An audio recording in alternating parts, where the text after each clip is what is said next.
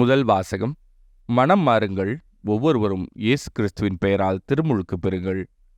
திருத்தூதர் பணிகள் நூலிலிருந்து வாசகம். அதிகாரம் 2, இறைவசனங்கள் 36 முதல் 41 முடிய.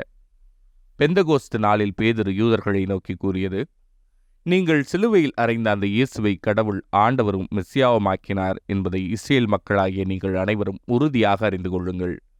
அவர்கள் இதை கேட்டு உள்ளம் குத்தப்பட்டவர்களாய் பேதுருவையும் மற்ற திருத்தூதர்களையும் பார்த்து, சகோதரரே, நாங்கள் என்ன செய்ய வேண்டும் என்று கேட்டார்கள். அதற்கு பேதுரு அவர்களிடம், நீங்கள் மனம் மாறுங்கள், உங்கள் பாவங்களிலிருந்து மன்னிப்பு பெறுவதற்காக ஒவ்வொருவரும் இயேசு கிறிஸ்துவின் பெயரால் திருமுழுக்கு பெறுங்கள். அப்பொழுது தூய ஆவியை கொடையாக பெறுவீர்கள். ஏனென்றால் இந்த வாக்குறுதியானது உங்களுக்கும் உங்களது பிள்ளைகளுக்கும் தொலையில் உள்ள யாவருக்கும் ஆண்டவராகிய கடவுள் தம்மிடம் அழைக்கும் அனைவருக்கும் உரியது என்றார்.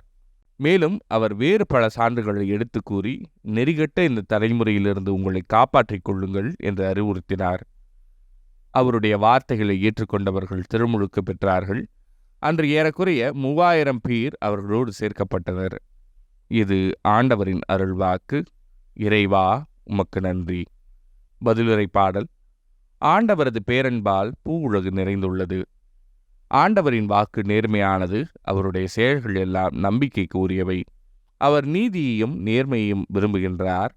அவரது பேரன்பால் பூ உலகு நிறைந்துள்ளது. ஆண்டவரது பேரன்பால் பூ உலகு நிறைந்துள்ளது. தமக்கு அஞ்சி நடப்போரையும் தம் பேரன்புக்காக காத்திருப்போரையும் ஆண்டவர் கண்ணோக்குகின்றார். அவர்கள் உயிரை சாவினின்று காக்கின்றார். அவர்களை பஞ்சத்திலும் வாழ்விக்கின்றார். ஆண்டவரது பேரன்பால் பூ உலகு நிறைந்துள்ளது. நாம் ஆண்டவரை நம்பியிருக்கின்றோம். அவரே நமக்கு துணையும் கேடையும் ஆவார். உம்மையே நாங்கள் நம்பியிருப்பதால் உமது பேரன்பு எங்கள் மீது இருப்பதாக. ஆண்டவரது பேரன்பால் பூ உலகு நிறைந்துள்ளது. நற்செய்தி வாசகம். நான் ஆண்டவரைக் கண்டேன். யோவான் எழுதிய தூய நற்செய்தியிலிருந்து வாசகம். அதிகாரம் 20, இறைவசனங்கள் 11 முதல் 18 முடிய. அக்காலத்தில் மரியா கல்லறைக்கு வெளியே நின்று அழுது கொண்டிருந்தார். அழுது கொண்டே கல்லறைக்குள் குனிந்து பார்த்தார். அங்கே வெள்ளாடை அணிந்த 2 வானதூதரை அவர் கண்டார். இயேசுவின் உடலை வைத்திருந்த இடத்தில் ஒருவர் தலைமாட்டிலும் மற்றவர் கால் மாட்டிலுமாக அவர்கள் அமர்ந்திருந்தார்கள். அவர்கள் மரியாவிடம், அம்மா, ஏன் அழுகிறீர் என்று கேட்டார்கள். அவர் அவர்களிடம், என் ஆண்டவரை எடுத்துக்கொண்டு போய்விட்டனர். அவரை எங்கே வைத்தனரோ எனக்கு தெரியவில்லை என்றார்.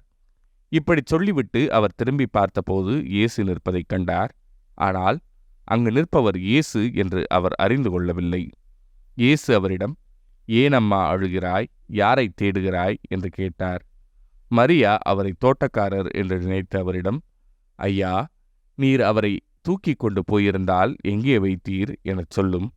நான் அவரை எடுத்துச் செல்வேன் என்றார். இயேசு அவரிடம், மரியா என்றார். மரியா திரும்பி பார்த்து, ரபூனி என்றார். இந்த எபிரேய சொல்லுக்கு போதகரே என்பது பொருள். இயேசு அவரிடம், என்னை இப்படி பற்றி கொள்ளாதே. நான் என் தந்தையிடம் இன்னும் செல்லவில்லை. நீ என் சகோதரர்களிடம் சென்று அவர்களிடம், என் தந்தையும் உங்கள் தந்தையும் என் கடவுளும் உங்கள் கடவுளுமானவரிடம் செல்லவிருக்கிறேன் எனச் சொல் என்றார். மகதலா மரியா சீடரிடம் சென்று, நான் ஆண்டவரைக் கண்டேன் என்றார். தம்மிடம் இயேசு கூறியவற்றையும் அவர்களிடம் சொன்னார். இது ஆண்டவரின் அருள்வாக்கு. கிறிஸ்துவே, உமக்கு புகழ்.